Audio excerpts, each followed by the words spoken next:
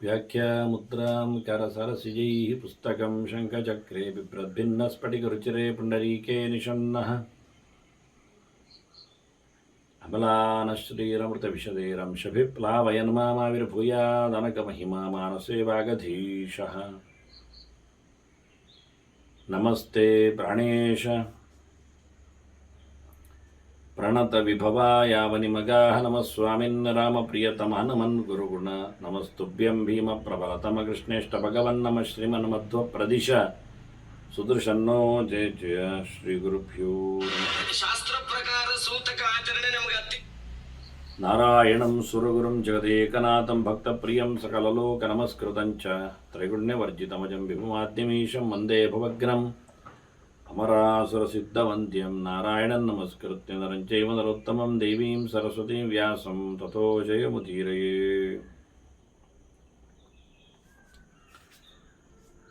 ಶ್ರಾದ್ದ ಸಮೀಕ್ಷೆಯ ಚಿಂತಕರಿಗೆ ವಂದನೆಗಳು. 20ನೆಯ ಪ್ರವಚನವಿದು. ಈ ಬಾರಿ ಪಾತ್ರದ ಬಗ್ಗೆ, ಶ್ರಾದ್ದ ಭೋಜನಕ್ಕೆ ನಿಮಂತ್ರಣಕ್ಕೊಳಗಾಗುವ ಬ್ರಾಹ್ಮಣ ಎಂಥವನಿರಬೇಕು ಎನ್ನುವುದರ ಬಗ್ಗೆ ವೇದವ್ಯಾಸರು ಕೂರ್ಮ ಪುರಾಣದಲ್ಲಿ ಹೇಳಿದಂತೆ, ಅಂದರೆ ಒಂದೇ ಕಡೆ ಅದರ ಬಗ್ಗೆ ತಿಳಿಸಿಕೊಟ್ಟಾಗ ನಮಗೆ ಔಚಿತ್ಯ ಎದ್ದು ಕಾಣುತ್ತದೆ. ಇಲ್ಲಾದರೆ ಅಲ್ಲಲ್ಲಿದ್ದ ಮಾತುಗಳನ್ನು ಉಲ್ಲೇಖ ಮಾಡಿದರೆ ಅದು ಪ್ರತ್ಯೇಕವಾಗಿ ನಾವು ಗಮನಿಸಿದಂತೆ ಆಗ್ತದೆ. ಹಾಗೆ ನಾನು ಒಂದೇ ಕಡೆಯಲ್ಲಿ ಬರುವ ಪಾತ್ರ ಚಿಂತನೆಯನ್ನು, ಯೋಗ್ಯರ ಬಗ್ಗೆ ಇವತ್ತು ಹೇಳುತ್ತೆ, ಮತ್ತೆ ಯಾರು ಬೇಡ ಎನ್ನುವುದರ ಬಗ್ಗೆ ಮತ್ತೆ ನೋಡುವ. ಹಾಗಾಗಿ ಶ್ರಾದ್ದ ಮಾಡುವವ ಶ್ರಾದ್ದಕ್ಕೆ ಮೊದಲು ಸ್ನಾನ ಮಾಡಬೇಕು, ಅದು ವಿಶೇಷ. ಅಂದರೆ ಒದ್ದೆಯಲ್ಲಿ ಪಿತೃಮೇಧ ಆಗಲಿಕ್ಕಿರುವುದರಿಂದ ಅದಕ್ಕಾಗಿ ಒಂದು ಸ್ನಾನ, ಅದನ್ನು ಉಲ್ಲೇಖ ಮಾಡ್ತಾರೆ ಅವರು. ಮತ್ತೆ ಪುನಃ ಸ್ನಾತ್ವಾ ಯಥೋಕ್ತಂ ಅಂತ ಕ್ರಮಬದ್ಧವಾಗಿ ಮತ್ತೆ ಸ್ನಾನ ಮಾಡಿಕೊಂಡು ಸಂತರ್ಪ್ಯ ಪಿತೃನ್ನು ಚಂದ್ರಕ್ಷಯೇ ದ್ವಿಜಃ ಕೃಷ್ಣ ಪಕ್ಷದಲ್ಲಿ ಇಂದ ಮತ್ತೆ ತಿಳಿಸ್ತಾರೆ. ಪಿತೃಗಳ ಸಂತರ್ಪಣೆಗಾಗಿ ಆತ ಕೃಷ್ಣ ಪಕ್ಷದಲ್ಲಿ ಶ್ರಾದ್ದ ಕರ್ಮವನ್ನು ಮಾಡಬೇಕು. ಅದು ಪಿಂಡ ಹಾಕಿ ಪಿಂಡ್ವಾನ್ವಾ ಹರ್ಯಕಂ ಶ್ರಾದ್ದಂ ಕುರ್ಯಾತ್ ಸೌಮ್ಯವನಾಹ ಶುಚಿ, ಪರಿಶುದ್ಧನಾಗಿ ಪವಿತ್ರನಾಗಿ ಮಡಿವಂತಿಕೆಯನ್ನು ಕಾಪಾಡಿಕೊಂಡು ಮನಸ್ಸನ್ನು ಹಗುರ ಮಾಡಿಕೊಂಡು ಸಿಟ್ಟು ಮಾಡಿಕೊಳ್ಳದೆ ಬೇಸರಿಸಿಕೊಳ್ಳದೆ ಗಡಿಬಿಡಿ ಮಾಡದೆ ಶಾಂತ ಮನಸ್ಕನಾಗಿ ಪಿತೃಕರ್ಮವನ್ನು ಆತ ನಡೆಸಿಕೊಡಬೇಕು. ಅದಕ್ಕೋಸ್ಕರ ಪೂರ್ವಮೇವ ಪರೀಕ್ಷೇತ ಬ್ರಾಹ್ಮಣಂ ವೇದಪಾರಗಂ. ಅಲ್ಲಿ ಊಟಕ್ಕೆ ಬಂದ ನಂತರ ಅವನ ಹತ್ರ ಕೇಳುವುದಲ್ಲ, ನೀನೆಷ್ಟು ಓದಿದೆ, ನಿನಗೇನು ಬರ್ತದೆ, ಇಲ್ಲ. ಮೊದಲೇ ಅವನನ್ನು ಕರೀಲಿಕ್ಕಿರುವುದರಿಂದ ಅತಿಥಿಯಾಗಿ ಬರುವ ವಿಷಯ ಬೇರೆ, ಇಲ್ಲಿ ಗೊತ್ತಿಲ್ಲದೆ ಹೇಳದೆ ಬರುವ ಸಂಗತಿ ಅಲ್ಲ.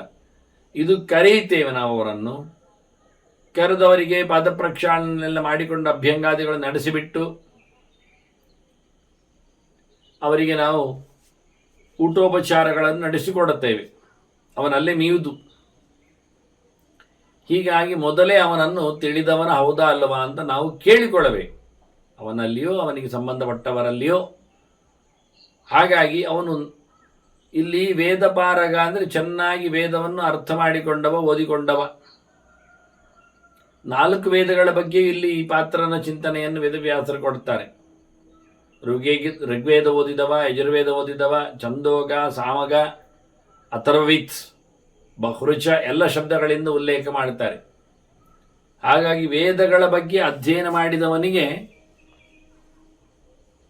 ಪ್ರವೇಶ ಇರ್ತದೆ, ಜ್ಞಾನದ ಪ್ರವೇಶ. ಹಾಗಾಗಿ ಬಹಳ ಸ್ಪಷ್ಟವಾಗಿ ಭಗವಂತನೆಡೆಗೆ ಸಾಗಿದವನನ್ನು, ವೇದದ ಮಾಧ್ಯಮದಲ್ಲಿ ಅರ್ಥ ಚಿಂತನೆ ಮಾಡಿದವನನ್ನು ಚೆನ್ನಾಗಿ ಪರೀಕ್ಷಿಸಿದರೆ ಅವನು ನಮಗೆ ಬೇಕು. ತೀರ್ಥಂ ತತ್ ಹವ್ಯ ಕವ್ಯಾನಾಂ ಪ್ರಧಾನೇಚ ಅತಿಥಿ ಸ್ಮೃತಃ. ಹೋಮ ಹವನಗಳಾಗಲಿ, ಪಿಂಡ ಪ್ರಧಾನಾದಿಗಳಲ್ಲಿ ಆಗಲಿ, ಹವ್ಯ ಮತ್ತು ಕವ್ಯ, ದೇವತೆಗಳಿಗಾದರೆ ಹವ್ಯ, ಪಿತೃಗಳಿಗಾದರೆ ಕವ್ಯ ಅಂತ ಹೆಸರು. ಅದಕ್ಕೆ ಯೋಗ್ಯವಾದಂತಹ ಪ್ರದಾನಕ್ಕೆ, ಸ್ವೀಕಾರಕ್ಕೆ, ದಾನಕ್ಕೆ ಪಾತ್ರ ಯಾರು ಕೇಳಿದರೆ ವೇದಾಂತವನ್ನು ತಿಳಿದವನು, ಜ್ಞಾನಿಯಾದವನು. ಅವನು ನಮ್ಮನ್ನು ದಾಟಿಸ್ತಾನೆ. ನಮ್ಮ ಕರ್ಮಗಳಿಂದ ಆಗಿರತಕ್ಕ ಲೋಪದೋಷಗಳಿಂದ ನಿವೃತ್ತಿ ಆಗ್ತದೆ, ನಾವು ಮಾಡಿದ್ದಕ್ಕೆ ಫಲ ಬರ್ತದೆ. ಅವನು ನಿಜವಾಗಿ ನಮಗೆ ಅತಿಥಿ, ನಮ್ಮನ್ನು ಉದ್ಧಾರ ಮಾಡಲು ಬಂದಿರತಕ್ಕಂಥ ಭಗವಂತನ ಪ್ರತೀಕ. ಎಂಥವರಿದ್ದಾರೆ ಅಂತ ಈಗ ನಾವು ಪಾತ್ರನ ಪರಿಚಯ ಮಾಡಿಕೊಳ್ಳುವ. ಪಾತ್ರನ ಪರಿಚಯ ಮಾಡಿಕೊಳ್ಳುವ ನೆಲೆಯಲ್ಲಿ ಜ್ಞಾನ ಮಾರ್ಗದ ಪರಿಚಯ ಆಗ್ತದೆ ಸ್ವಲ್ಪ. ಯೇ ಸೋಮಪಾಹ ವಿರಜಸಃ ಧರ್ಮಜ್ಞಾಃ ಶಾಂತಚೇತಸಃ ವ್ರತಿನಃ ನಿಯಮಸ್ಥಾಶ್ಚ ಋತುಕಾಲಾಭಿಗಾಮಿನಃ. ಅದನ್ನೇ ನೋಡುವ, ಯೇ ಸೋಮಪಾಹ ಅಂತ. ಸೋಮಯಾಗ ಮಾಡಿ ಸೋಮರಸವನ್ನು ಪಾನ ಮಾಡಿದವರು ಅಂದರೆ ಎಷ್ಟು ಎತ್ತರದಲ್ಲಿ ಯಜ್ಞಯಾಗಗಳನ್ನು ಅಗ್ನಿಹೋತ್ರಗಳನ್ನು ಮಾಡ್ತಾ ಇದ್ದಾರೆ ತಿಳ್ಕೊಳ್ಳಿ. ಅಂಥವರು ಬೇಕು. ಅಂದರೆ ಕರ್ಮಕಾಂಡದಲ್ಲಿ ವೇದವನ್ನು ಉಳಿಸಿಕೊಂಡವರು ಬೇಕು ನಮಗೆ. ಅಷ್ಟೇ ಅಲ್ಲದೆ ವಿರಜಸಃ, ಬೂಟಾಟಿಕೆ ಇದ್ದವರಲ್ಲ, ಸಾತ್ವಿಕರು, ರಾಜಸರು ತಾಮಸರು ಅಲ್ಲ. ಧರ್ಮಜ್ಞ, ಧರ್ಮವನ್ನು ಚೆನ್ನಾಗಿ ಆಚಾರ ವಿಚಾರಗಳನ್ನು ತಿಳಿದವರು. ಶಾಂತಚೇತಸ, ಗರ್ವ ಇಲ್ಲ, ಪ್ರಶಾಂತವಾದ ಮನಸ್ಸು, ಕಂಟ್ರೋಲ್ಡ್ ಮೈಂಡ್, ಆ ನಮೂನೆ ಇದ್ದವರು. ವ್ರತಿನಃ, ಬಗೆ ಬಗೆಯ ವೇದೋಕ್ತವಾದ ಕರ್ಮಗಳನ್ನು ಅನುಷ್ಠಾನಗಳನ್ನು ನಡೆಸಿಕೊಟ್ಟವರು. ನಿಯಮಸ್ಥಾಷ್ಟ, ಮುಖ್ಯವಾಗಿ ಶಾಸ್ತ್ರ ನಿಯಮಗಳಲ್ಲಿ ಇರುವವರು. ಆ ರೀತಿಯಾದಂಥ ತಮ್ಮ ಕೈಂಕರ್ಯಗಳನ್ನು ನಡೆಸಿಕೊಟ್ಟವರು. ಶೌಚ, ತಪಸ್ಸು, ತುಷ್ಟಿ, ಅಧ್ಯಯನ, ದೇವತಾರ್ಚನೆ ಇವೆಲ್ಲ ಪ್ರಧಾನವಾದಂಥ ನಿಯಮಗಳು. ಅದನ್ನು ನಡೆಸಿಕೊಟ್ಟವರು. ಋತುಕಾಲಾಭಿಗಾಮಿನ, ಮತ್ತೆ ತಮ್ಮ ಮಡದಿಯನ್ನು ಋತುಕಾಲದಲ್ಲಿ ಮಾತ್ರ ಅಭಿಗಮನ ಮಾಡಿದವರು, ಅದನ್ನು ತಪ್ಪಿಸದವರು ಸಹ. ಅಂತಹ ಪಾಪಕ್ಕೆ ಗುರಿಯಾಗದವರು. ಈ ರೀತಿಯಾಗಿ ಗಾರಸ್ಥ್ಯವನ್ನು ಶುದ್ಧವಾಗಿ ನಡೆಸಿಕೊಟ್ಟವರು. ಅವರೇ ಬೇಕೇನು ನಿರ್ಬಂಧ ಇಲ್ಲ, ಮುಂದೆ ಬರ್ತದೆ ಮಾತುಗಳು ಹೇಗೆ ಅಂತ. ಕೊನೆ ಮಾಡುತ್ತೇನೆ ನಾನು, ಪಾತ್ರದ ಪ್ರಾಥಮ್ಯದ ಬಗ್ಗೆ ಹೇಳುತ್ತೇನೆ.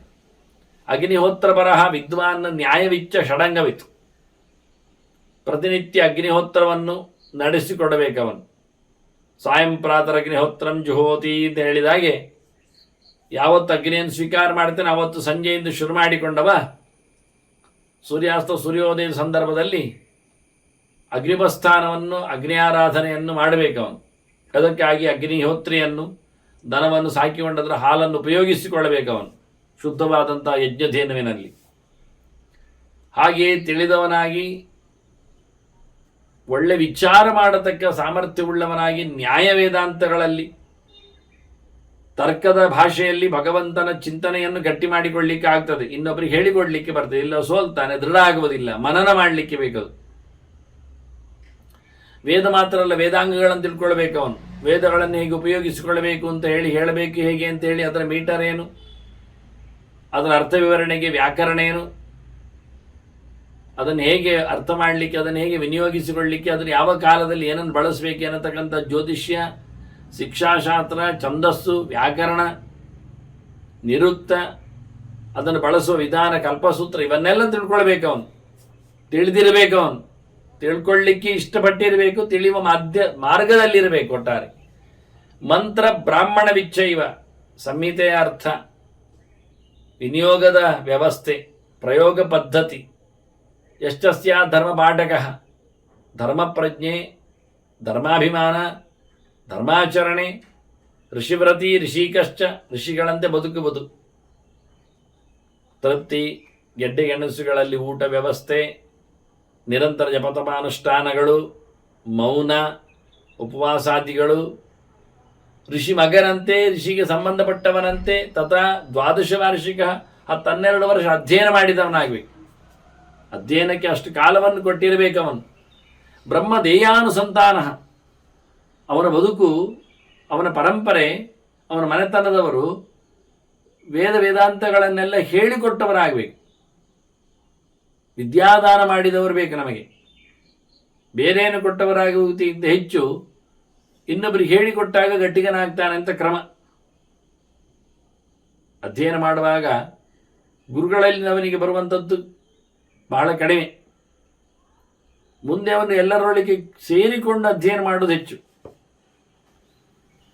ಆಚಾರ್ಯಾತ್ ಪಾದಮಾದತ್ತೆ ಅಂತ ಕ್ರಮ. ಪಾದಂ ಶಿಷ್ಯ ಸ್ವಮೇಧಯ. ಕಾಲುವಾಸಿ ಗುರುಗಳು ಹೇಳಿಕೊಟ್ರೆ ಕಾಲುವಾಸಿ ತನ್ನ ಬುದ್ಧಿಮಂತಿಕೆಯಿಂದ ಅದನ್ನು ದೃಢ ಮಾಡಿಸ್ತಾನೆ, ಬೆಳೆಸ್ತಾನೆ. ಪಾದಂ ಸಂಭ್ರಮಚಾರಿಭ್ಯ. ಮತ್ತೆ ಒಂದು ಕಾಲಾಂಶ ಎಲ್ಲರೊಟ್ಟಿಗೆ ಸೇರಿಕೊಂಡು ಅವರ ಇವರ ಮ್ಯೂಚುವಲ್ ಡಿಸ್ಕಸ್, ಇದರಿಂದಾಗಿ ಹೆಚ್ಚು ಚಿಂತನೆ ಆಗ್ತದೆ. ಅಲ್ಲಿಗೆ ಮುಕ್ಕಾಲ ಆಯಿತು. ಇನ್ನಾಗೋದು ಪೂರ ಯಾವಾಗ? ಅದು ಪೂರ ಆಗ್ತದೆ ಎಂದು ಕೆಲವರು ಹೇಳಿ ಪಾದಂ ಕಾಲಕ್ರಮೇಣದು ಅಂತ ಹೇಳಿಬಿಡ್ತಾರೆ. ಕೊನೆಯ ಉತ್ತರ ಪಾದವನ್ನು ತುಂಬಿಸಿಬಿಡ್ತಾರೆ. ಅದು ತನ್ನಷ್ಟಕ್ಕೆ ಆಗ್ತದೆ. ತನ್ನಷ್ಟೇ ಆಗಲಿ ಹೇಗೆ ಆಗಬೇಕು? ಏನಾಗ್ತದೆ? ಕೊನೆಯ ಪಾದ ಏನು ಗೊತ್ತೋ, ಪಾದಂ ವ್ಯಾಖ್ಯಾನ ಕೌಶಲ. ಅದು ಅವನು ಇನ್ನೊಬ್ಬರಿಗೆ ಹೇಳಬೇಕು. ಹೇಳಿದಾಗ ಅವನ ಪಾಠ ಪೂರ ಆಗ್ತದೆ. ಇಲ್ಲ ಅಂದರೆ ಮುಕ್ಕಾಲಲ್ಲೇ ನಿಲ್ತದೆ. ಹಾಗಾಗಿ ಬ್ರಹ್ಮದೇಯಾನುಸಂತಾನ ಹೇಳಿದ್ದು ಪಾಠ ಮಾಡಿದವರ ಪರಂಪರೆಯವನಾಗಬೇಕು. ಇನ್ನು ಅಪಾತ್ರನಿಗಾಗುವ ಬೈತಾರೆ, ಹೇಗೆ ಉಂಟು ನೋಡುವ ಅಲ್ಲಿ. ಇಲ್ಲಿ ಈಗ ಇಷ್ಟು ತಿಳ್ಕೊಳ್ಳುವ ನಾವು. ಅಂತಹ ಒಂದು ವಂಶ ಪರಂಪರೆಯಲ್ಲಿ ಬಂದವನು ಪ್ರತಿನಿತ್ಯ ಪಾಠ ತಾನು ಕಲಿಯುವುದು, ಕಲಿತ ಬಳಿಕ ಮತ್ತೊಬ್ಬರು ಹೇಳಿಕೊಡುವುದು. ಗರ್ಭಶುದ್ಧ ಸಹಸ್ರದ. ಅವನು ಹುಟ್ಟುವಾಗಲೇ ಸರಿಯಾಗಿರಬೇಕು. ಆ ರೀತಿಯಾಗಿ ಒಳಗಿಂದಲೇ ಶುದ್ಧತೆಯನ್ನು ಪಡೆದವನು ಜ್ಞಾನಕ್ಕಾಗಿ. ಮತ್ತು ಸಹಸ್ರದ ಅಂತಾರೆ, ಸುಮಾರಾಗಿ ಸಾವಿರಾರು ವಿದ್ಯಾರ್ಥಿಗಳಿಗೆ ಪಾಠ ಹೇಳಿದವನಾಗಬೇಕು. ಬಹಳಷ್ಟು ಜನರಿಗೆ ಆ ಕಾಲದಲ್ಲಿ ನೋಡಿ, ಜನ ಕಮ್ಮಿ, ಪ್ರಯಾಣಕ್ಕೆ ಅನುಕೂಲ ಕಮ್ಮಿ, ಊಟ ವಸತಿಗಳಿಗೆ ಸೌಕರ್ಯ ಕಮ್ಮಿ. ಹಾಗಿದ್ದರೂ ಸಾವಿರಾರು ವಿದ್ಯಾರ್ಥಿಗಳಿಗೆ ಪಾಠ ಆಗ್ತಿತ್ತು, ಅನ್ನದಾನ ಆಗಿದ್ದುಗಳಾಗ್ತಿತ್ತು. ನೈಮಿಷಾರಣ್ಯಂತಹ ಪ್ರದೇಶದಲ್ಲಿ ಕೇವಲ 1-2 ವರ್ಷದ ಹಿಂದಕ್ಕೆ. ಚಾಂದ್ರಾಯಣ ವ್ರತಚರ, ಸತ್ಯವಾದಿ, ಪುರಾಣವಿತ್ಸ್ ನೋಡಿ. ವ್ರತ ನಿಯಮಗಳಲ್ಲಿ ಚಾಂದ್ರಾಯಣ ವ್ರತ, ಚಂದ್ರನಂತೆ ವೃದ್ಧಿಕ್ಷಯಗಳಂತೆ ತುತ್ತನ್ನು ಹೆಚ್ಚು ಮಾಡಿಕೊಂಡು ಕಮ್ಮಿ ಮಾಡಿಕೊಂಡು ತಿಂಗಳುಗಟ್ಟಲೆ ಬದುಕುವ ರೀತಿ. ಇದೊಂದು ಬಗೆ. ಒಂದೇ ತುತ್ತು. ಕ್ಷೀಣಚಂದ್ರ ಆಗುವಾಗ ಕಮ್ಮಿ ತುತ್ತು ಮಾಡಲಿಕ್ಕೆ, ವೃದ್ಧಿಚಂದ್ರ ಆಗುವಾಗ ಹೆಚ್ಚು ತುತ್ತು ಮಾಡಲಿಕ್ಕೆ, 1ರಿಂದ 15, 15ರಿಂದ 1ಕ್ಕೆ, ಹೀಗೆ ತಿಂಗಳುಗಟ್ಟಲೆ ವ್ರತಗಳನ್ನು ಮಾಡುವಂಥದ್ದು. ಇದು ಚಾಂದ್ರಾಯಣ ವ್ರತ. ದೇಹದ ದಂಡನೆ. ಬ್ರಾಹ್ಮಣಸ್ಯದ ದೇಹೋಯ ಹೇಳಿದಾಗೆ ಕೃಚ್ಛ್ರಾಯ ತಪಸ್ಸೆ ಅಂತ. ಅದರೊಟ್ಟಿಗೆ ಸತ್ಯವಾದಿ, ಪ್ರಾಮಾಣಿಕವಾದ ಬದುಕು, ಪುರಾಣವಿತ್ ನೋಡಿ. ವೇದಾಂತ ಮಾತ್ರ ಅಲ್ಲ, ವೇದ ಮಾತ್ರ ಅಲ್ಲ, ಪುರಾಣವನ್ನು ತಿಳಿಬೇಕು. ಯಾಕೆ? ಪುರಾಣ ತಿಳಿದಿದ್ರೆ ವೇದ ಅರ್ಥ ಆಗುವುದಿಲ್ಲ. ಇತಿಹಾಸ ಪುರಾಣಾಭ್ಯಾಂ ವೇದಂ ಸಮಪ ಪ್ರಮೇಯೇತ್ ಅಂತೇಳಿ ವೇದವನ್ನು ಗಟ್ಟಿ ಮಾಡಲಿಕ್ಕೆ ಪುರಾಣಗಳ ಅನುಸಂಧಾನ ಬೇಕು, ಪುರಾಣಗಳ ಸಹಾಯ ಬೇಕು. ಹೀಗಾಗಿ ಪುರಾಣಗಳನ್ನು ತಿಳಿದವನಾಗಿ ಇದ್ದುಕೊಂಡು ಗುರು ದೇವಾಗ್ನಿ ಪೂಜಾಸು ಪ್ರಸಕ್ತ, ಗುರುಗಳ ಸೇವೆ, ದೇವತೆಗಳ ಸಮಾರಾಧನೆ, ಅಗ್ನಿಯಲ್ಲಿ ಆಹುತಿಯಾದಿಗಳನ್ನು ಕೊಡುವ ಮೂಲಕ ಯಜ್ಞಯಾಗಗಳನ್ನು ನಡೆಸುವಂಥದ್ದು, ಇವನ್ನೆಲ್ಲ ಮಾಡಬೇಕು ಅವನು. ಓದುವುದಷ್ಟೇ ಅಲ್ಲ, ಜ್ಞಾನದ ಕರ್ಮದಲ್ಲಿ ತೊಡಗಬೇಕು ಅವನು. ಕರ್ಮದಲ್ಲಿ ತೊಡಗುವುದಲ್ಲ, ಜ್ಞಾನ ತತ್ವರ ಅವನು ಅಧ್ಯಯನದಲ್ಲಿ ಸೇರಬೇಕು. ಮಾಡುವುದು ಕಲೀಲಿಕ್ಕಾಗಿ, ಕಲಿತದ್ದನ್ನು ಮಾಡಲಿಕ್ಕಾಗಿ. ಹಾಗೆ ಕೇವಲ ಪುರೋಹಿತ ಪ್ರಧಾನನಾಗಿರುವುದಲ್ಲ, ಅಧ್ಯಯನಶೀಲನಾಗಬೇಕು ಅಂತಾರೆ. ಜ್ಞಾನ ತತ್ವರ. ಮತ್ತೇನು? ವಿಮುಕ್ತ ಸರ್ವತೋಧೀರ. ಯಾವ ವಿಷಯದಲ್ಲಿ ಅವನು ಇನ್ವಾಲ್ವ್ಮೆಂಟ್ ಆಗಿರಬಾರ್ದು, ಎಲ್ಲವನ್ನು ಕಳಚಿಕೊಂಡಿರಬೇಕು. ಮೋಕ್ಷ ಮಾರ್ಗದೆಡೆಗೆ ಅವನಿಗೆ ಆಸಕ್ತಿ ಇರಬೇಕು. ಇಲ್ಲಿಯ ಜಗತ್ತೇ ದೊಡ್ಡ ಸಂಗತಿಯಾಗಿಸಿಕೊಂಡು ಅದರಲ್ಲಿ ಮುಳುಗಿ ಹೇಳುವುದಲ್ಲ. ಒಳಗಿನಿಂದ ಅವನು ಪಕ್ವನಾಗಿದ್ದುಕೊಂಡು ಮೋಕ್ಷ ಮಾರ್ಗಕ್ಕೆ ಅಂತ ಗಟ್ಟಿಗನಾಗಬೇಕು. ಬ್ರಹ್ಮಭೂತ ದ್ವಿಜೋತ್ತಮ. ಭಗವಂತನಲ್ಲಿ ಪ್ರೀತಿಯನ್ನು ಸಂಪಾದನೆ ಮಾಡಿದವನಾಗಿ, ಮನಸ್ಸನ್ನು ಭಗವಂತನಲ್ಲಿ, ವೇದದಲ್ಲಿ ಇಟ್ಟವನಾಗಿ, ವೇದೋಕ್ತನಾದ ಭಗವಂತನಲ್ಲಿ ಆ ವೇದ ಮಾಧ್ಯಮದಲ್ಲಿ ತನ್ನನ್ನು ಸಂಪರ್ಕಿಸಿಕೊಳ್ಳಬೇಕು. ಮಹಾದೇವಾರ್ಚನರತಃ ವೈಷ್ಣವ.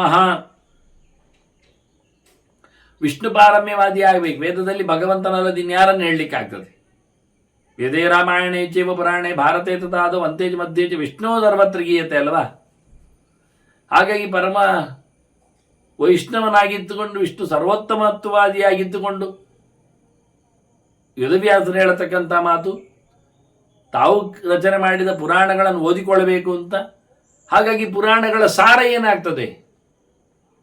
ವಿಷ್ಣುವಿನ ಪಾರಮ್ಯ ಆಗ್ತದೆ.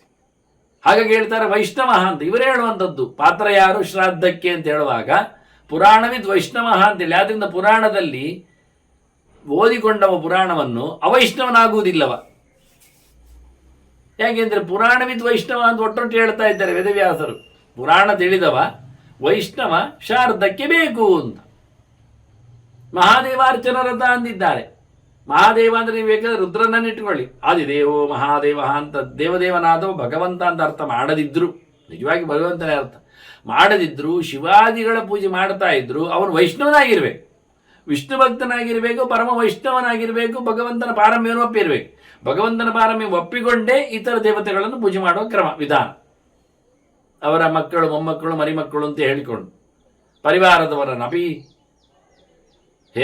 ಅಭಿಯೇಯ ಪ್ರಧಾನತ ಅಂತ ಪರಿವಾರತೆಯ ಗ್ರಾಹ್ಯ, ಅವರನ್ನು ಪರಿವಾರತ್ವನಿಟ್ಟುಕೊಳ್ಳಿ ಪೀಠದಲ್ಲಿ ಆವರಣಗಳಲ್ಲಿ ಹೊರತು ಅವರು ಪ್ರದಾನ ಮಾಡಬೇಕು. ಇದು ವೈಷ್ಣವನ ಲಕ್ಷಣ. ವೈಷ್ಣವ ಪಂಕ್ತಿಪಾವನ, ಇಲ್ಲಿ ಬಾಯಿ ಬುಚ್ಚಿ ಹೇಳ್ತಾರೆ, ಅಂಥವನಿದ್ದರೆ ನಿನ್ನ ಊಟ ಯೋಗ್ಯ ಆಗ್ತದೆ. ಅವನು ಬಂದರೆ ಉಳಿದವನನ್ನೆಲ್ಲ ಕಾಪಾಡ್ತಾನೆ, ಪಾರು ಮಾಡ್ತಾನೆ, ನಿಮ್ಮ ಶ್ರಾದ್ದಕ್ಕೆ ಬೆಲೆ ಬರ್ತದೆ. ಹಾಗಾಗಿ ಪುರಾಣ ತಿಳಿದವ, ಭಗವಂತನ ಎಚ್ಚರವುಳ್ಳವ ವೈಷ್ಣವ ನಮಗೆ ಬೇಕು. ಅಹಿಂಸಾ ನಿರತಾ ನಿತ್ಯಂ ಅಪ್ರತಿಗ್ರಹಣಸ್ತದ ಸತ್ರಿಣ, ಒಳ್ಳೆಯ ರೀತಿಯಿಂದ ಅವರು ಯಜ್ಞಯಾಗಗಳನ್ನು ಅನೇಕ ರೀತಿಯಲ್ಲಿ ನಡೆಸಿಕೊಡುವವರಾಗಬೇಕು. ಮತ್ತೆ ದಾನ ನಿರತ, ಅದಕ್ಕಾಗಿ ಯಜ್ಞಕ್ಕೆ ಬೇಕಾಗಿರತಕ್ಕ ದಾನ ದಕ್ಷಿಣೆಗಳನ್ನು ಕೊಡಬೇಕು. ದಾನ ದಕ್ಷಿಣೆಗಳಿಲ್ಲದ ಯಜ್ಞ ಅದು ವ್ಯರ್ಥ. ಹಾಗಾಗಿ ಇವರು ಮತ್ತೆ ಯಾರಿಂದಲೂ ಕೈ ಬೇಡುವಂಥದ್ದು, ಜೋಡಿಸುವಂಥದ್ದು, ಪ್ರಾರ್ಥನೆ ಮಾಡುವಂತಿರಬಾರದು. ಎಲ್ಲವನ್ನು ತೊರೆದವರಾಗಿದ್ದುಕೊಂಡು ಹಿಂಸೆಯನ್ನು ಮಾಡದೆ ಯಜ್ಞಯಾಗಗಳನ್ನು ನಡೆಸಿಕೊಟ್ಟು ಅನೇಕರ ಜೊತೆಯಲ್ಲಿ ಯಜ್ಞಯಾಗಗಳು ಮಾಡ್ತಾ ಇಂಥವರಿದ್ದರೆ ವಿಜ್ಞೇಯ ಪಂಕ್ತಿಪಾವನ, ಇವರು ಎಲ್ಲರನ್ನು ಉದ್ಧಾರ ಮಾಡ್ತಾರೆ. ಇಲ್ಲಿ ಪಂಕ್ತಿ ಪಾವನತನವನ್ನು ಅನೇಕ ರೀತಿಯಲ್ಲಿ ಹೇಳುತ್ತಾರೆ ವ್ಯಾಸರು. ಇಂಥವರು ಎಲ್ಲರನ್ನು ಉದ್ಧಾರ ಮಾಡುತ್ತಾರೆ ಅಂತ. ಒಂದೆಡೆ ಬಂದು ಕಲಿತರೆ, ಊಟಕ್ಕೆ ಕುಳಿತರೆ, ಇವರಿಂದಾಗಿ ಅವರು ಶುದ್ಧರಾಗ್ತಾರೆ, ಅವರಿಂದಾಗಿ ಇವರ ಮೈಲಿಗೆ ಆಗುವುದಿಲ್ಲ. ತಿಳ್ಕೊಳ್ಳಿ ಅದು. ಯುವಾನಃ ಶ್ರೋತ್ರಿಯ ಸ್ವಸ್ಥ ಮಹಾಯಜ್ಞ ಪರಾಯಣ. ಮತ್ತೆ ಶಾರದಕ್ಕೆ ಊಟಕ್ಕೆ ಬರಲಿಕ್ಕೆ ಯಾರು ಏಳದೆ ಕೊಡುವವರೆಲ್ಲ ಅಲ್ಲ. ಮಧ್ಯಾಹ್ನದವರೆಗೂ ಉಪವಾಸ ಇರಬೇಕು, ಒಂದು ನಿಯಮನಿಷ್ಠರಾಗಿ ಊಟಾದಿಗಳನ್ನು ನಡೆಸಿಕೊಳ್ಳಲಿಕ್ಕೆ ಉಂಟಾದ್ರಿಂದ ಯುವಾನಃ ಯುವಕರನ್ನು ಕರೆಯಿರಿ ಅಂತ ಹೇಳ್ತಾರೆ. ಸ್ನಾತಕರು, ಯುವಕರು ನಮಗೆ ಬೇಕು. ಕಲಿತು ಬಂದವರಿಗೆ ತಾನೇ ಬೇಕು, ಮದುವೆಯಾಗಿ ನಿಂದವರಿಗೆ ತಾನೇ ಬೇಕು ನಮಗೆ. ಯುವಾನಃ ಶ್ರೋತ್ರಿಯಾ, ಯುವಕರು ಅಂತ ತಕ್ಷಣ ಓದದೇ ಇದ್ದವರಲ್ಲ, ವೇದ ಓದಿದವರು ಬೇಕು. ಸ್ವಸ್ಥ ಆರೋಗ್ಯ ಗಟ್ಟಿಗರು ಬೇಕು ನಮಗೆ. ನಾವು ಯುವಕರನ್ನು ಆಯ್ಕೆ ಮಾಡಿದ್ದೆ ಅದಕ್ಕೆ. ಒಳ್ಳೆ ಆರೋಗ್ಯ ಸಂಪನ್ನರು ಬೇಕು. ಮಹಾಯಜ್ಞ ಪರಾಯಣ, ದೊಡ್ಡ ದೊಡ್ಡ ಯಜ್ಞಗಳನ್ನು, ಪೂಜೆ ಪುನಸ್ಕಾರಗಳನ್ನು, ಅನೇಕ ರೀತಿಯ ಯಜ್ಞಗಳನ್ನು ನಡೆಸಿದವರಾಗಬೇಕು. ಸಾವಿತ್ರಿ ಜಾಪ ನಿರತ, ಮತ್ತೆ ಪ್ರಧಾನವಾಗಿ ಜಪ ಮಾಡುವವರು ಬೇಕು ನಮಗೆ. ಸಂಧ್ಯಾವಂದನೆ ಬಿಟ್ಟವರೆಲ್ಲ ಆಗುವುದಿಲ್ಲ. ಗಾಯತ್ರಿ ಜಪ, ಜಗತ್ತನ್ನು ಸೃಷ್ಟಿ ಮಾಡಿಕೊಟ್ಟಿರತಕ್ಕಂಥ ಭಗವಂತನನ್ನು ಸೂರ್ಯಮಂಡಲದಲ್ಲಿ ಕಾಣಬೇಕು. ಅದಕ್ಕೆ ಸಾವಿತ್ರಿ ಶಬ್ದ ಹಾಕಿದ್ದು. ಸವಿತ್ರ ಅಂತ, ಪ್ರಸವಿತ್ರ ಅಂತ, ಸೃಷ್ಟಿ ಮಾಡುವವ ಅಂತ. ಅಂಥವರು ಬ್ರಾಹ್ಮಣರು, ಭಗವದೆಚ್ಚರುಳ್ಳವರು, ಅವರು ಪಂಕ್ತಿಪಾವನರು ಅಂತ ಅನಿಸಿಕೊಳ್ಳುತ್ತಾರೆ. ಕುಲೀನಾಹ ಶ್ರುತವಂತಶ್ಚ ಶೀಲವಂತಹ ತಪಸ್ವಿನಃ, ಒಳ್ಳೆಯ ಆಚಾರ, ಒಳ್ಳೆಯ ತಪಸ್ಸು ಅಧ್ಯಯನ, ಒಳ್ಳೆಯ ಕೇಳ್ಮೆ ಶ್ರವಣ ಸಾಧನ, ಒಳ್ಳೆಯ ವಂಶದಲ್ಲಿ ಜನ್ಮ, ಇವೆಲ್ಲ ನಮಗೆ ಬೇಕೇ ಬೇಕು ಅಂತಾರೆ. ಇಂಥವರು ನಮಗೆ ಪಾತ್ರರಾಗ್ತಾರೆ ಅಂತ. ಅಗ್ನಿಚಿತ್ ಸ್ನಾತಕಾ ವಿಪ್ರಾಹ ವಿಜ್ಞೇಯ ಪಂಕ್ತಿಭಾವನ, ಕಲಿತು ಬಂದವರು, ಜಗತ್ತಿಗೆ ಜ್ಞಾನ ಬೀಜವನ್ನು ಬಿತ್ತುವವರು, ಇವರೆಲ್ಲ ನಿಜವಾಗಿ ಬ್ರಹ್ಮವನ್ನು, ವೇದವನ್ನು ಉಳಿಸಿಕೊಳ್ಳುವವರಾಗಿ ಲೋಕವನ್ನು ಉದ್ಧಾರ ಮಾಡುತ್ತಾರೆ. ಮಾತಾಪಿತೃ ರಿತೇ ಯುಕ್ತ ಪ್ರತಸ್ನಾಯಿ ತಥಾ ದ್ವಿಜ ಅಧ್ಯಾತ್ಮವಿತ್ ಮುನಿ ದಾಂತಃ ವಿಜ್ಞೇಯ ಪಂಕ್ತಿಭಾವ. ತಂದೆ ತಾಯಿಗಳನ್ನು ಸೇವೆ ಮಾಡಿದವ ಆಗಬೇಕು. ಬೆಳಿಗ್ಗೆ ಸ್ನಾನ ಮಾಡುವವನು ಬೇಕು ಅಂತ ನೋಡಿ. ಹೆಚ್ಚಿನವರೆಲ್ಲ ಸ್ನಾನ ಮಾಡುವಾಗ ಬೆಳಿಗ್ಗಿನ ಹೊತ್ತು ಹೋಗಿಬಿಡುತ್ತದೆ. ಅದಕ್ಕೆ ಇದನ್ನು ನಿತ್ಯವಾಗಿಯೂ ಉಪಯೋಗಿಸಿಕೊಳ್ಳುವವನು ಬೇಕು ನಮಗೆ. ಎಲ್ಲಿಯೋ ಒಂದೇನೋ ದಿನ ಸ್ನಾನ ಮಾಡದೆ ಹೋಗಿದ್ರೆ ಅವನು ಇವತ್ತಿನವರೆಗೂ ಮೈಲಿಗೆ ಆಗ್ತಾನೆ. ಮತ್ತೆ ಸಮಯವನ್ನು ಮೀರಿ ಮಾಡಿದ್ದಕ್ಕಾಗಿ ನಿರಂತರವಾಗಿ ಸ್ನಾನ, ಜಪಾನುಷ್ಠಾನ, ಅಧ್ಯಯನ, ಅಧ್ಯಾತ್ಮವಿತ್, ಅಧ್ಯಾತ್ಮದ ಬಗ್ಗೆ, ಅಧಿಕಾತ್ಮದ ಬಗ್ಗೆ, ಪರಮಾತ್ಮನ ಬಗ್ಗೆ ಎಚ್ಚರ, ಮುನಿಹಿ ಮೌನ, ದಾಂತ ಇಂದ್ರಿಯ ನಿಗ್ರಹ, ಇಂಥವರೆಲ್ಲ ನಮಗೆ ಶ್ರಾದ್ದದೂಟಕ್ಕೆ ಬಂದರೆ ಅವರು ಶ್ರಾದ್ದ ಯಜಮಾನನನ್ನು, ಉಳಿದವರನ್ನು, ಕರ್ಮವನ್ನು ಸಹ ಉದ್ಧಾರ ಮಾಡ್ತಾರೆ, ಒಳ್ಳೆಯದು ಮಾಡ್ತಾರೆ. ಜ್ಞಾನನಿಷ್ಠ ಮಹಾಯೋಗಿ ವೇದಾಂತಾರ್ಥ ವಿಚಿಂತಕ ಶ್ರದ್ಧಾಳು ಶ್ರಾದ್ದನಿರತಃ ಬ್ರಾಹ್ಮಣ ಭಕ್ತಿಭಾವನ. ಎಷ್ಟರ ಮಟ್ಟಿಗೆ ಕೇಳಿದರೆ ಅವನು ಶ್ರಾದ್ದ ಮಾಡುವವನು ಬೇಕು, ಅವನು ಮಾಡಬೇಕು. ದೇವಕರ್ಮಗಳನ್ನು ಮಾಡಿದ ಹಾಗೆ ಪಿತೃಕರ್ಮಗಳನ್ನು ಮಾಡುವವನು ಬೇಕು ನಮಗೆ. ಒಳ್ಳೆ ಜ್ಞಾನದಲ್ಲಿ ನೆಲೆಗೊಂಡವನಾಗಿ ಕರ್ಮಠನಾಗಿ ಜ್ಞಾನನಿಷ್ಠನಾಗಿ. ಹೆಚ್ಚಿನವರೆಲ್ಲ ಹೇಳುವುದುಂಟು, ಓದಿದವರು ಕೆಲಸ ಮಾಡುವುದಿಲ್ಲ, ಕೆಲಸ ಮಾಡುವವರಿಗೆ ಓದಲಿಕ್ಕೆ ಆಗುವುದಿಲ್ಲ ಅಂತ. ಅದಾಗುವುದಿಲ್ಲ. ಓದಿದವನು ಕೆಲಸ ಮಾಡದಿದ್ದರೆ ಅವನು ಓದು ವ್ಯರ್ಥ ಆಯ್ತಲ್ಲ, ಶುಷ್ಕ ಪಾಂಡಿತ್ಯ ಆಯ್ತು. ಓದದೆ ಕೆಲಸ ಮಾಡ್ತಾ ಕೂತ್ರೆ ಅವನು ಮಾಡುವಂಥದ್ದು ದಡ್ಡತನದ ಕೆಲಸ ಆಯ್ತಲ್ಲ, ಅದು ಮೂಢ ಕರ್ಮ ಆಗ್ತದೆ. ಹಾಗಾಗಿ ಓದಿ ತಿಳಿದುಕೊಂಡು ಕರ್ಮದಲ್ಲಿ ತರಬೇಕದನ್ನು. ಕರ್ಮದಲ್ಲಿ ತರುವವನು ಓದಿ ತಿಳ್ಕೊಂಡದನ್ನು ಗಟ್ಟಿ ಮಾಡಿಕೊಂಡಿರ್ಬೇಕು. ಜ್ಞಾನನಿಷ್ಠ ಮಹಾಯೋಗಿ ವೇದಾಂತಾರ್ಥ ವಿಚಿಂತಕ. ವೇದಾಂತದ ಅರ್ಥಗಳು ಬಹಳ ಮೌಲ್ಯಯುತವಾದವುಗಳು. ಯೋ ವೇದಾಂತೆ ಚ ಪ್ರತಿಷ್ಠಿತ ಅಂತ ಹೇಳಿಕೊಳ್ಳುವ ಹಾಗೆ ಅಂತ ಭಗವಂತನು ಯೋ ವೇದಾದೌ ಸ್ವರ ಪ್ರೋಕ್ತ ವೇದಾಂತೆ ಚ ಪ್ರತಿಷ್ಠಿತ. ವೇದದ ಆದಿಯಲ್ಲಿಯೂ ಇದ್ದಾನೆ, ವೇದದ ಕೊನೆಯಲ್ಲಿಯೂ ಹೇಳಲ್ಪಡ್ತಾನೆ. ಸ ಬ್ರಹ್ಮ ಸ ಶಿವಸ್ಯೇಂದ್ರ ಸೋಕ್ಷರ ಪರಮಸ್ವರಾಟ್. ಅವನು ಯಾರು ಕೇಳಿದರೆ ಅವನು ಇಡೀ ಜಗತ್ತನ್ನು ಸೃಷ್ಟಿ ಮಾಡುವ ಬ್ರಹ್ಮನೊಳಗೂ ಇದ್ದಾನೆ, ಸಂಹರಿಸುವ ಶಕ್ತಿ ಅನಿಸಿಕೊಂಡ ಹರನಲ್ಲಿಯೂ ಬರ್ತಾನೆ, ಅವನು ಇಂದ್ರನೊಳಗೂ ಇರ್ತಾನೆ. ಸ ಬ್ರಹ್ಮ ಸ ಶಿವಸ್ಯೇಂದ್ರ ಸೋಕ್ಷರ. ಅವನಿಗೆ ಯಾರೊಳಗಿದ್ದುಕೊಂಡು ನಾಶ ಇಲ್ಲ. ಪರಮಸ್ವರಾಟ್, ಅವನೆಲ್ಲಕ್ಕಿಂತಲೂ ಮಿಗಿಲಾಗಿದ್ದಾನೆ, ಮೇಲಕ್ಕಿದ್ದಾನೆ. ಈ ಮಂತ್ರವನ್ನೇ ತಪ್ಪ ಹೇಳುವವರಿದ್ದಾರೆ ಬಿಡಿ. ಹಾಗಾಗಿ ಅಂತಹ ಅನುಷ್ಠುಪ್ ಮಂತ್ರ ಅದು. ಒಳ್ಳೆಯ ರೀತಿಯಿಂದ ವೇದ ಚಿಂತನೆ ಮಾಡುವವ, ಶ್ರದ್ಧೆ ಉಳ್ಳವ, ಶ್ರದ್ಧಾಳು, ಶ್ರಾದ್ದ ನಿರತನಾದವನು ನಮಗೆ ಬೇಕು. ಅವನು ವೇದವಿದ್ಯಾರತಃ ಸ್ನಾತಃ ಬ್ರಹ್ಮಚರ್ಯಪರಃ ಸದಾ ಅಥರ್ವಣ ಮುಮುಕ್ಷುಶ್ಚ ಬ್ರಾಹ್ಮಣ ಪಂಕ್ತಿಭಾವನ. ಅವನು ಮೋಕ್ಷಕ್ಕೆ ಇಷ್ಟಪಡಬೇಕು, ಭೋಗ ಜೀವನದಲ್ಲಿ ತತ್ಪರನಲ್ಲವ. ವೇದದ ವಿದ್ಯೆಯನ್ನು ದೊಡ್ಡ ಸಂಗತಿ ಮಾಡಿದವ, ಹಾಗೆ ಗುರುಕುಲದಲ್ಲಿ ಕಲಿತು ಮೇಲೆ ಬಂದವನಿದ್ದಾನವ. ದೈಹಿಕವಾಗಿ ಬ್ರಹ್ಮಚರ್ಯದಲ್ಲಿ ಸಮರ್ಥನಿದ್ದಾನೆ. ಇಂಥವನು ನಮಗೆ ಆಗ್ತಾನೆ. ಅಂಥವನು ನಮ್ಮಲ್ಲೇ ಇದ್ದರೆ ಅದಾಗುವುದಿಲ್ಲ. ಅಸಮಾನ ಪ್ರವರಕ ಅಸಗೋತ್ರ ತಥೈವಚ ಅಂತಾರೆ ವೇದವ್ಯಾಸರು. ಅವನ ಕುಟುಂಬದವನ ಆಗುವುದಿಲ್ಲ. ಗೋತ್ರ ಅಂದರೆ ಕುಟುಂಬ ಅಲ್ವ, ಆ ಗೋತ್ರದಲ್ಲೇ ಒಂದು ಪ್ರವರವು ಬ್ರಾಂಚ್. ಆ ಪ್ರವರದ ಆ ಗೋತ್ರದ ವ್ಯಕ್ತಿ ಆಗುವುದಿಲ್ಲ. ಇವನ ಊಟಕ್ಕೆ ನೋಡಿ, ಎಲ್ಲ ದಾನ ಧರ್ಮಗಳಿಗೆ ಯಜ್ಞಯಾಗಗಳಲ್ಲಿ ಅವನ ಗೋತ್ರದವನು ಬೇಕು. ಕನ್ಯೆಯನ್ನು ದಾನ ಮಾಡುವಾಗ ಗೋತ್ರದವನ ಆಗುವುದಿಲ್ಲ. ಶ್ರಾದ್ದಕ್ಕೆ ಊಟ ಹಾಕುವಾಗ ಗೋತ್ರದವನ ಆಗುವುದಿಲ್ಲ. ಬೇರೆಯವ ಬೇಕು ನಮಗೆ. ಅಸಂಬಂಧೀಚ ವಿಜ್ಞೇಯ ಬ್ರಾಹ್ಮಣ ಪಂಕ್ತಿಭಾವನ. ಸಂಬಂಧ ಪಡೆದವನು ಕುಟುಂಬಕ್ಕೆ, ವಂಶಕ್ಕೆ ಯಾವ ರೀತಿಯಿಂದಲೂ ಅಂಥವನು ನಮಗೆ ಬೇಕು. ಈಗ ಸಂಬಂಧಿ ಬೇಡ ಅಂತೇನಲ್ಲ, ಇದು ಉತ್ತಮ ಪಕ್ಷ ಮಾತಾಡೋದು. ಮತ್ತೆ ಸಂಬಂಧಿಗಳ ಬಗ್ಗೆ ಮಾತಾಡ್ತಾರೆ, ಇಟ್ಟುಕೊಳ್ಳಿ. ಒಮ್ಮೆಲೆ ಮಾತು ಕೇಳಿ ಬೈದದ್ದು ಅಂತ ಹೇಳಿ ಅಷ್ಟೇ ಕ್ಲಿಪ್ಪನ್ನು ಹಾಕಿ ಓಡಾಡಬೇಡಿ. ಮೊದಲಿಗೆ ಯಾರನ್ನು ಊಟ ಮಾಡಿಸಬೇಕು ಕೇಳಿದರೆ ಸನ್ಯಾಸಿ ನಮಗೆ ಬೇಕು. ಸಿಗ್ತಾರ, ಬರ್ತಾರ, ಅವರು ಶ್ರಾದ್ದಕ್ಕೆ ಯೋಗಿ.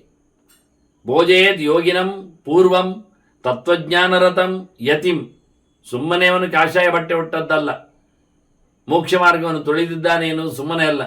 ಅವನು ಸಹಜವಾಗಿಯೇ ಅಜ್ಞಾನದಿಂದ ತಿಳಿದು ತತ್ವಜ್ಞಾನದು ಯಥಾರ್ಥವಾದ ಅರಿವು, ದೇವರ ಎಚ್ಚರ, ಅದನ್ನು ಮಾಡಿಕೊಂಡ ಒಬ್ಬ ಯತಿ ಸಿಕ್ಕಿದರೆ ಅವನು ಯೋಗಿಯಂತೆ ತನ್ನ ಬದುಕನ್ನು ಸವೆಸ್ತಾ ಇದ್ದರೆ, ಭೋಗಿಯಾಗಿ ಅವನು ಕಾಣದೇ ಇದ್ದರೆ, ಭೋಗಿ ಅಲ್ಲದೇ ಇದ್ದರೆ ಅಂಥವನನ್ನು ಖಂಡಿತವಾಗಿಯೂ ಶ್ರಾದ್ದದಲ್ಲಿ ನಾವು ಕರೆದು ಊಟ ಹಾಕಬೇಕಂತ. ಒಬ್ಬ ಸಾಕಾಗ್ತದೆ. ಭೋಜೇತ್ ಯೋಗಿನಂ ಪೂರ್ವಂ ತತ್ವಜ್ಞಾನರಥಂ ಯತಿಂ ಅಲಾಭೇ. ಸಿಗದೇ ಇದ್ರೆ ಯಾರು? ಯತಿ ಸಿಗಲೇ ಇಲ್ಲ. ನೈಷ್ಠಿಕಂ ದಾಂತಂ ಉಪಗುರ್ವಾಣಕಂತತ. ಒಬ್ಬ ಮದುವೆ ಆಗದವ ಮೊದಲಿಂದಲೂ ನೈಷ್ಠಿಕ ಬ್ರಹ್ಮಚಾರಿ ಯಾರಿದ್ದಾನೆ ಅವನಾಗು. ಅದು ಯತಿಯ ಹಾಗೆ. ಯತಿ ಎಲ್ಲವನ್ನು ಬಿಟ್ಟ ಹಾಗೆ ಇವ ಎಲ್ಲವನ್ನು ಬಿಟ್ಟಿದ್ದಾನೆ. ಇನ್ನು ಯತ್ಯಾಶ್ರಮವನ್ನು ಪಡೆದಿಲ್ಲ ಅಂತಷ್ಟೇ ಹೊರತು ಅದರ ಹಾಗೆ ಇದ್ದಾನೆ ಅಂತವನು ನಮಗೆ ಆಗ್ಬೋದು. ಅವನಿಲ್ಲ ಆದರೆ ತದಲಾವೇ ಗೃಹಸ್ಥಂತು ಮುಮುಕ್ಷುಂ ಸಂಘವರ್ಜಿತಂ. ಅವನಿಲ್ಲ ಆದರೆ ಸನ್ಯಾಸಿಯಂತೆ ಬದುಕುವ ಗೃಹಸ್ಥ ಬೇಕು ನಮಗೆ. ಎಲ್ಲಿಯೂ ಹೋಗದವ, ಸಂಘ ಸಂಸ್ಥೆಯಲ್ಲಿ ಸೇರದವ, ಯಾರ ಸಹವಾಸ ಮಾಡದವ, ಮೋಕ್ಷ ಮಾರ್ಗಕ್ಕೆ ಪ್ರಯತ್ನ ಪಡುವವ, ತಿಳಿಯಲು ಅಧ್ಯಯನ ಮಾಡಲು ಕೂತವ, ಇಂಥವ ನಮಗೆ ಆಗ್ತದೆ. ಅವನು ಇಲ್ಲಾದರೆ ಸರ್ವಾಲಾಭೆ ಸಾಧಕಮ್ಮ ಗೃಹಸ್ಥಮಪಿ ಭೋಜೆ. ಯಾವ ಪ್ರಕಾರದಲ್ಲಿ ಆದರೂ ಒಬ್ಬ ಸಾಧಕ ಗೃಹಸ್ಥ ಬೇಕು ನಮಗೆ. ಅಷ್ಟರ ಮಟ್ಟಿಗೆ ನಾವು ಬಿಟ್ಟುಕೊಟ್ಟಿದ್ದೇವೆ. ಧರ್ಮಕರ್ಮದಲ್ಲಿ ತೊಡಗಿದ ಒಬ್ಬ ಗೃಹಸ್ಥ ಮನೆವಾಳ್ತೆ ನೋಡಿಕೊಳ್ಳುವವ ಅವನು ನಮಗೆ ಆಗ್ಬೋದು. ಅವನ ಮನೆ ಬಿಡಲಿಲ್ಲ, ಮನೆ ಬಿಡುವುದಿಲ್ಲ, ಮೋಕ್ಷ ಜ್ಞಾನ ಇಲ್ಲ ಅವನಿಗೆ, ಮುಮುಕ್ಷ ಅಲ್ಲವ, ಪರವಾಗಿಲ್ಲ, ಒಳ್ಳೆಯ ಧರ್ಮಕರ್ಮಗಳನ್ನು ಮಾಡ್ತಾ ಇರಲಿ ಅಂಥವನು ನಮಗೆ ಮನೆವಾಳ್ತೆಯನ್ನು ಮಾಡ್ತಾ ಇದ್ದವನಾದರೂ ನಮಗೆ ಅವನು ಶ್ರಾದ್ದ ಯೋಗ್ಯನಾಗ್ತಾನೆ. ಪ್ರಧಾನ ನಮಗೆ ಇರತಕ್ಕಂಥ ವ್ಯಕ್ತಿ ಸನ್ಯಾಸಿ. ಅವನ ಎಚ್ಚರ ಅತ್ಯಂತ ಎತ್ತರ ಇರಬೇಕು. ಪ್ರಕೃತೇರ್ ಗುಣ ತತ್ವಜ್ಞ ಯಸ್ಯಾಶ್ ಅಶ್ನಾತಿ ಯತಿ ಹವಿಹಿ ಫಲಂ ವೇದವಿದಾಂತಸ್ಯ ಶಾಸ್ತ್ರಾದತಿರಿಚ್ಯತೆ ಅಂತ. ಒಂದು ಮನೆಯಲ್ಲಿ ಒಬ್ಬ ಯತಿ ಬಹಳ ಒಳ್ಳೆಯ ರೀತಿಯಿಂದ ಜಗತ್ತಿನ ಚಿಂತನೆ ಮಾಡಿದವ, ಬಹಳ ಒಳ್ಳೆಯ ಮಟ್ಟಿನಲ್ಲಿ ಭಗವದ್ ಎಚ್ಚರವನ್ನು ಸಂಪಾದನೆ ಮಾಡ್ತಾ ಇದ್ದಾನೆ ಅಂತಾದರೆ ಅವನೊಂದೊಮ್ಮೆ ಒಂದು ಮನೆಯಲ್ಲಿ ಊಟಕ್ಕೆ ಬಂದರೆ ಅಲ್ಲಿ ಸಾವಿರಾರು ಜನರಿಗೆ ಊಟ ಆಗಿದ ಪುಣ್ಯ ಬರ್ತದೆ ಅವನಿಗೆ. ಸಾವಿರ ಗಟ್ಟಲೆ ಮನುಷ್ಯರಿಗಿಂತ ಮಿಗಿಲಾದವ ಯತಿ ಊಟಕ್ಕೆ ಕೂತಾರೆ ಸಿಕ್ಕಿದರೆ. ಇದೆಂತಹ ಸಾವಿರ ವಿದರು ಜ್ಞಾನನಿಷ್ಠರಾಗಿರತಕ್ಕ ಸಾವಿರಾರು ಮಂದಿಗಿಂತ ಹೆಚ್ಚು ಮೌಲ್ಯಯುತನಾದವನು ಯತಿ. ಲೋಕದ ವ್ಯವಹಾರವನ್ನು ಬಿಟ್ಟು ದೇವರೆಡೆಗೆ ಸಾಗಿದವನು. ಅಂಥವನನ್ನು ಹಾಗೆ ಕರ್ಕೊಂಬಂದು ಊಟ ಹಾಕಿಬಿಟ್ರೆ ತಿಳಿದವರ ಜ್ಞಾನಿಗಳ ಗೃಹಸ್ಥರ ಸಾವಿರಾರು ಮೌಲ್ಯ ಸಿಗ್ತದೆ. ಇದನ್ನು ಉಲ್ಲೇಖ ಮಾಡ್ತಾರೆ. ಇದು ಪ್ರಥಮ ಕಲ್ಪ. ಇನ್ನು ಅನುಕಲ್ಪ ಹೇಳ್ತಾರೆ ಅವರು, ಸೆಕೆಂಡರಿ. ಯಾರಿಗೆ ಊಟ ಹಾಕಬೇಕು ಅಂತ, ಇಂಥವರಿಗೆ ಊಟ ಹಾಕಬೇಕು ಹೇಳಿ ಆಯ್ತಲ್ಲ, ಅಂಥವರಲ್ಲಿ ಯಾರು ನಮಗೆ ಸಿಗುವುದಿಲ್ಲ ಅಂತ ನೀವು ಹೇಳ್ಬೋದು. ಸಿಗುವವರು ಬರಲಿಕ್ಕೆ ಕೇಳೋದಿಲ್ಲ ಅಂತ ಹೇಳ್ಬೋದು. ವಿರಳ ಅತಿ ವಿರಳ ಅಂತ ತಿಳಿಸ್ಬೋದು. ಆಗ ನಾವೇ ತಯಾರು ಮಾಡಲಿಕ್ಕೆ ಇರತಕ್ಕಂಥ ಮಂದಿಯನ್ನು, ಇದು ಅನುಕಲ್ಪ, ಸೆಕೆಂಡರಿ. ಯಾರೆಲ್ಲ ಅಂದರೆ ಮಾತಾಮಹಂ, ಮಾತುಲ ತಾಯಣ್ಣ, ಸ್ವಸ್ತ್ರೀಯಂ ಅಕ್ಕ ತಂಗಿ ಮಕ್ಕಳು, ಶ್ವಶುರಂ ಗುರುಂ ತನ್ನ ಮಾವ ತನ್ನ ಗುರುಗಳೇ, ದೋಹಿತ್ರಂ ಮಗಳ ಮಗ, ವಿಡುಪತಿಂ ಅಳಿಯ, ಗಂಡು ಮಗ ಇಲ್ಲದ್ರೆ ಹೆಣ್ಣು ಮಗು ಇದ್ರೆ ಕೊಟ್ಟದ್ದು ಅಳಿಯನಿಗೆ, ಅದು ಅಳಿಯ, ಬಂಧು, ಕೊನೆಗೆ ಯಾರಾದರೂ ಸಂಬಂಧಿಗಳು ಯಾರಾಗ್ತಾರೆ. ಅಥವಾ ಋತ್ವಿಗ್ ಯೋಜ್ಯವಚ, ಯಾರು ಹೋಮ ಹವನ ಮಾಡ್ತಾನೆ ಯಾಜ್ಯ, ಋತ್ವಿಗ್ ಯಾಜ್ಯವಚ ಭೋಜಯೇತ್. ಹಾಗಾಗಿ ಸಂಬಂಧಿಗಳಲ್ಲಿ ಇರಬಾರದು ಅಂತ ಹೇಳಿ ಆಯಿತು. ಆದರೆ ಈ ಸಂಬಂಧಿಗಳು ಆಗ್ಬೋದು, ಮನೆ ಪಕ್ಕದ ಸಂಬಂಧ ಉಳ್ಳವರು ಅನ್ನುವ ನೆಲೆಯಲ್ಲಿ ಇಂಥವರನ್ನು ಊಟ ಮಾಡಿಸಿದರೆ ನಿಜವಾಗಿ ಅವನಿಗೆ ಪೂರ್ಣವಾದ ಪ್ರಮಾಣದಲ್ಲಿ ಫಲ ಬರಲಿಕ್ಕಿರುವಂಥದ್ದು. ಈಗೇನು ಮಾಡಿದ್ರು ಅವರು? ಈಗ ಸಂಬಂಧದ ಬಗ್ಗೆ ಮಾತಾಡಿ, ಸಂಬಂಧದಲ್ಲಿ ಅವನು ಮಗಳ ಮಗನೇ ಆಗಿರಲಿ ಅಥವಾ ಅಳಿಯನೇ ಆಗಿರಲಿ, ಇವರೆಲ್ಲರೂ ವೇದಾಂತಗಳ ತತ್ವಜ್ಞಾನ ಇದ್ದವರಾಗಬೇಕು ಅಂತೆ, ಅನುಷ್ಠಾನವನ್ನು ನಡೆಸುವವರಾಗಬೇಕು, ಧರ್ಮಕರ್ಮದಲ್ಲಿ ಆಸಕ್ತರಾಗಬೇಕು.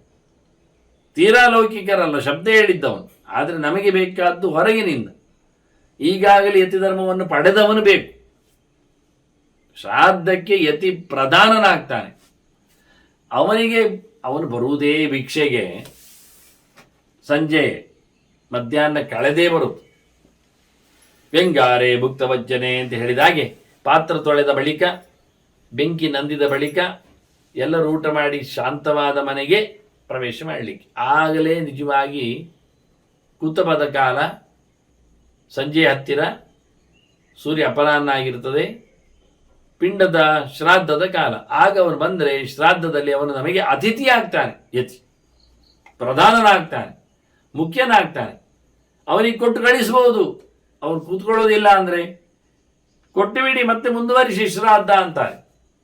ಹಾಗಾಗಿ ಅಂಥ ಅದ್ಭುತವಾದಂಥ ವ್ಯಕ್ತಿ. ಯಾಕೆಂದರೆ ಅವನು ಸಾವಿರ ಗಟ್ಟಲೆ ಸಾಮಾನ್ಯರನ್ನು ಮೀರಿ ನಿಂತಿದ್ದಾನೆ.